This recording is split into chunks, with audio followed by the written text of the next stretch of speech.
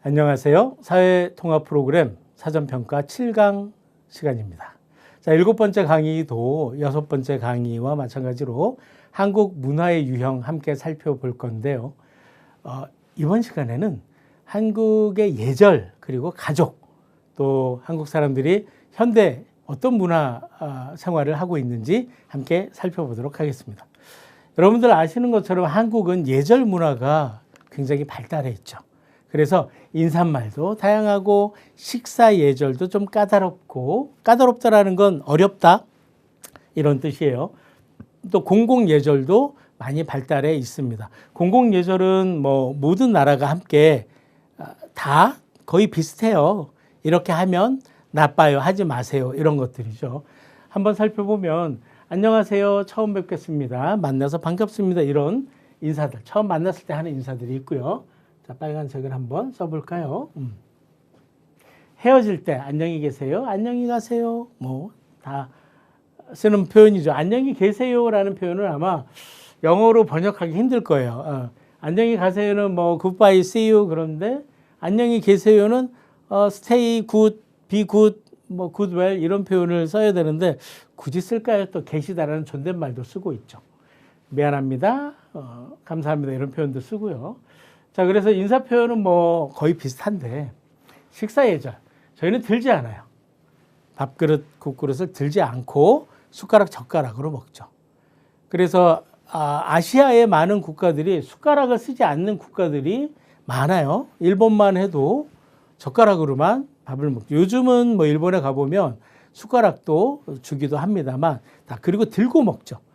베트남도 중국도 일본도 들고 먹는 문화가 많이 발달했는데 한국은 들지 않고 놓고 먹는 문화가 발달했어요. 예전부터 밥을 많이 먹었고 또 그릇이 무거운 놋그릇, 이런 뭐 지금 나무 그릇이 아니라 철로 된 그릇을 썼기 때문에 들고 먹지 않았고 또 밥과 국 뜨겁죠. 그래서 놓고 먹는 문화가 정착이 되어 있습니다.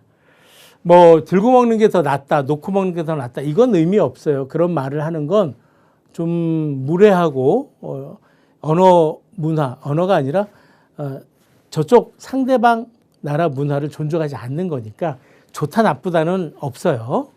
그리고 어른이 먼저 수저를 들고 숟가락과 젓가락을 합쳐서 수저라고 하죠. 먼저 먹고 나이가 적은 사람이 식사를 하는 거, 뭐 요즘 잘 지켜지지 않다고는 하지만 뭐 한국 문화인 건 분명합니다. 그리고 술을 마실 때 고개를 옆으로 돌리고 먹는다, 이런 예절들이 있습니다. 공공예절, 뭐 담배를 피우는 거, 한국의 도시 곳곳은 흡연 표시가 된 곳 아니면 담배를 피우면 안 되는 상황이에요. 그다음에 뭐 조용히 하거나 이런 것들은 뭐 당연히 필요하죠.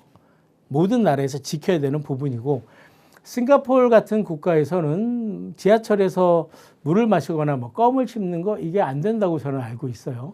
한국은 물 마시거나 이 정도는 되는데 지하철이나 버스에서 음식을 먹거나 이런 건 되지 않습니다. 그리고 코비드-19, 우리는 코로나라고 부르는데 코로나 시기가 지나면서 버스에서도 음료를 섭취하지 못하게 되어 있죠. 그런 것들은 잘 확인하셔야 합니다. 자, 한국은 이런 예절이 발달한 건 가족 문화 중심이고 가족이 굉장히 많이 함께 어울려서 사는 문화를 가지고 있어요. 그렇기 때문에 어른들에 대해서 부르는 호칭도 발달했고 지켜야 할 예절도 많아졌죠. 그래서 이 표현은 우리가 초급 1 또는 2에서부터 계속 배웠던 표현이고요. 나보다 윗사람은 이름을 부르지 않아요. 미국이나 영국, 유럽 사람들은 만약에 할머니가 제니다, 제니면 헬로 제니, 그랜마 제니 이렇게 불러도 돼요. 그게 무례한 건 아닌데 한국 사람들은 이름을 부르지 않습니다. 할머니, 엄마, 삼촌 이렇게 부르지 철수 삼촌 이렇게 아이가 윗사람을 부르진 않아요. 윗사람이 아랫사람을 부를 땐 이름을 붙여도 되지만, 그래서 가족처럼 친한 사람에게도 가족에게 부르는 오빠, 형, 또 누나, 언니 이 표현을 씁니다. 영어권 국가에서는 그랜마, 그랜파, 파파, 마마를 자기 부모, 할머니, 할아버지 아니면 쓰지 않죠. 근데 우리는 특히 아빠, 엄마는 친아빠, 친엄마에게만 쓰지만 할아버지, 할머니는 동네에 계신 어른 아니면 길을 가다가 만난 할아버지, 할머니들은 할아버지, 할머니라고 부릅니다. 내 친할아버지, 친할머니가 아니어도 어른들은 그렇게 부르는 문화가 있습니다. 자, 그래서 우리는 대가족과 핵가족이 함께 공존하는 사회예요. 공존하다 함께 사는 사회. 할아버지, 할머니부터 같이 다 사는 집안도 있습니다. 요즘은 많이 없어졌지만 옛날에는 많았어요. 그걸 이제 핵가족, 따로따로 사는 건 핵가족이라고 합니다. 그래서 부모와 결혼하지 않은 자녀가 함께 살고, 이 말은 결혼한 자녀는 따로 나가서 산다라는 거죠. 그리고 여기 다문화 가족, 국제 결혼을 한 가족을 다문화 가족이라고 하는데 2023년 이후로 교육부 또는 법무부에서 다문화라는 표현보다 상호문화라는 표현을 쓰기로 하고 있습니다. 다문화라는 표현도 계속 쓰고 있지만 상호문화라는 표현을 더 많이 쓰려고 노력하고 있어요. 그리고 법무부에서는 이 국제 결혼을 한 부부, 이주 여성, 이주 남성이라고 우리는 이야기하는데 법무부 표현은 국민의 배우자라는 표현을 씁니다. 국민의 배우자. 그래서 여러분들이 이 수업을 듣고 있는 여러분 중 한 명이 배우자가 한국 사람이다. 그러면 여러분들은 다문화 가족이라고도 누군가 이야기할 거고 국민의 배우자로 지칭될 거라고 생각을 합니다. 자, 그리고 맞벌이, 같이 버는 부부, 혼자 사는 가구, 한부모 가족, 주말 부부, 독거노인 이런 여러 표현들이 있습니다. 이것도 알아두시면 문제를 풀거나 또 인터뷰를 할 때 도움이 됩니다. 자, 그러면 이제 한국의 의식주 문화 잠깐 살펴볼게요. 옷, 한복이 전통 양식이죠. 그런데 지금은 한복이 많이 바뀌었어요. 그래서 이 한복을 개량 한복이라고도 부르는데 개량은 안 좋은 걸 좋게 만들었다라는 의미가 있어요.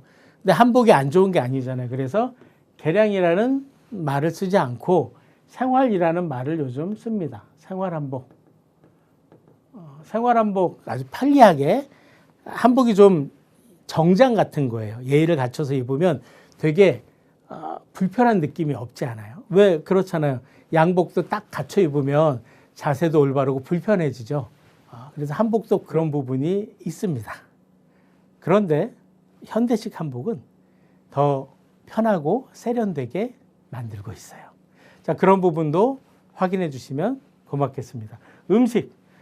한국 사람들은 쌀을 많이 먹습니다. 그래서 쌀을 주식이라고 하죠. 요즘 2000년대 들어서 21세기에 많은 젊은이들이 쌀 대신 쌀보다 면, 밀가루 등을 좋아하기도 해요. 그런데 쌀이 이제 주식이다. 그리고 밥과 국을 먹죠. 또 우리 된장, 간장, 고추장 등 발효 음식 많이 발달했습니다. 제일 유명한 건 뭐죠? 김치. 그렇죠.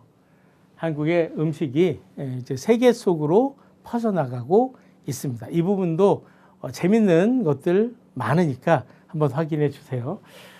자, 주. 그러니까 의식주, 집을 주라고 하는데요. 전통집은 한옥인데 사실은 한국의 현대식 전통집은 아파트죠. 이제는 아파트먼트고, 그래서 주거 문화가 이렇게 공동주택, 빌라와 아파트 중심으로 발전을 했어요. 그래서 한국식 아파트가 세계에도 많이 수출이 되고 있습니다. 여기 지금 써놨지만 아파트는 위아래로 사람들이 살기 때문에 빌라도 마찬가지고 서로 예절을 잘 지켜야 되는 그런 문제들도 있죠. 그 다음에 한국만의 특이한 이 전세, 반전세 이런 개념은 한번 찾아보세요. 다른 나라들은 전부 monthly fee를 내죠. 월세라고 하는 매달 돈을 내는데 한국은 계약 기간 동안 그냥 전체 돈을 한 번에 주고 살고 그 돈을 다시 돌려받는 전세 제도라는 게 있습니다. 반만 보증금을 내는 반전세도 있죠. 그런 부분 한번 찾아보시기 바랍니다. 재밌는 부분이에요. 자, 그래서 여기 지금 그림들도 확인할 수 있어요. 비빔밥 불고기 배가 고프네요. 그리고 여기 또 삼겹살. 한국인들이 좋아하는 거죠. 물론 무슬림 학습자들은 돼지고기를 먹지 않습니다. 그리고 인도나 네팔 소고기, 소에 대한 그 신앙이 있는 분들은 불고기도 먹지 않습니다. 그런 부분들도 우리는 이제 고려해야 해요. 하지만 한국에는 또 한국의 문화가 있는 거니까 한국인들이 이렇게 즐겨 먹는다는 거 알아주시고요. 이 비빔밥은 여기서 고기만 빼면 베지터블, 그 육식을 하지 않는, 고기를 먹지 않는 그런 분들에게 아주 좋은 식사이기도 하죠. 한국이 이제 지배 형태네요. 그래서 예전에는 기와집, 뭐 너와집 이런 형태였다면 지금은 이렇게 주택과 아파트가 제일 많은 유형을 차지하고 있습니다. 자, 한국인의 생활 문화에서 여기 보면 집들이, 의례, 휴식 공간 등이 있는데 집들이는 우리가 초급 1, 2단계에서부터 계속 배웠죠. 집에 초대받아서 갈 때 선물을 사가는데 그때 어떤 선물을 들고 가느냐 그 얘기고, 한국이 이제 결혼식, 장례식 되게 중요한 행사죠. 한국뿐만 아니라 전 세계에서 결혼식과 장례식은 굉장히 중요한 행사로 알고 있습니다. 그리고 한국이 이제 제사를 지내요. 돌아가신 분들의 돌아가신 날 또는 생일, 명절 때 상을 차리고 이제 인사를 하는 그런 풍습이 있습니다. 그리고 한국인의 생일 중에서도 돌잔치, 아기가 태어나고 첫 번째 생일을 아주 크게 축하한다. 또 100일 잔치, 100일 때도 축하한다. 또 회갑년, 환갑년이라고 해서 60년이 되는 해도 축하합니다. 그다음에 70세도 축하하고 80세도 축하하고 이렇게 10년 단위로 나이가 들면 축하를 하는 문화도 있습니다. 그리고 한국 사람들은 영화관, 백화점, 헬스장, 노래방, PC방, 공원, 둘레길, 쉼터 등에서 여러 문화생활을 하죠. 특히 이제 노래방과 PC방은 한국이 가장 많이 발달한 방이지 않나, 방 문화이지 않나 싶습니다. 자, 한국인의 생활 문화, 이제 유용한 전화번호 한번 볼 텐데요. 119, 서구는 이제 911을 많이 쓰는데 한국은 급할 때 119입니다.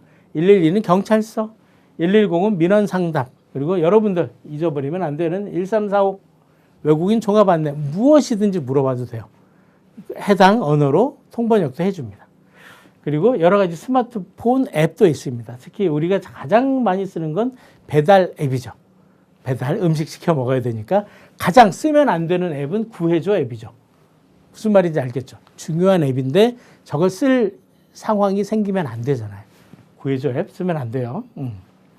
자, 한국인의 문화생활, 뮤지컬, 연극, 연주회, 사물놀이, 길거리 공연, 전시회, 공예, K-팝 콘서트가 있죠. 한국이 발달한 게 뭔가요? K-팝 콘서트. 아주 발달했고, 사물놀이는 한국의 전통 놀이입니다. 여러분들이 어디죠? 민속촌이라는 곳에 가면 이 공연을 볼 수 있어요. 그리고 길거리 공연을 버스킹이라고 하는데 전 세계에서 길거리 공연 많이 하죠. 나머지는 뭐 다 모든 나라에도 있는 내용이고요. 정리를 이렇게 했습니다. 공연을 찾는 법, 이렇게 컬처, go.kr. 자, 무슨 뜻인가요? 컬처, 문화예요. go.kr, 국가에서 운영하는 홈페이지라는 뜻입니다. 그래서 여기에 들어가면 한국에서 일어나는 여러 가지 공연 문화를 그때그때 확인할 수 있습니다. 자, 그리고 한국의 교통생활 너무도 잘 알죠? 버스, 택시, 기차, 그렇죠? 고속버스. 그리고 도시 안에서, 도시 밖에서 먼 곳으로. 요즘 버스들은 교통카드만, 현금을 받지 않는 그 문화예요. 그래서 교통카드를 여러분들이 꼭 사셔야 되는데 그거는 편의점 같은 데서 구입할 수 있습니다. 교통표지판도 여러분들 잘 확인하고 위험하지 않게. 이 내용들도 사회통합 프로그램 문제에서 가끔 묻습니다. 그리고 자, 우리가 문화에 대한 아주 여러 넓은 부분들을 공부했는데요. 7강은 여기까지고요. 8강에서 또 문화에 대한 다음 부분 함께 공부하도록 하겠습니다. 다음 시간에 뵙겠습니다. 감사합니다.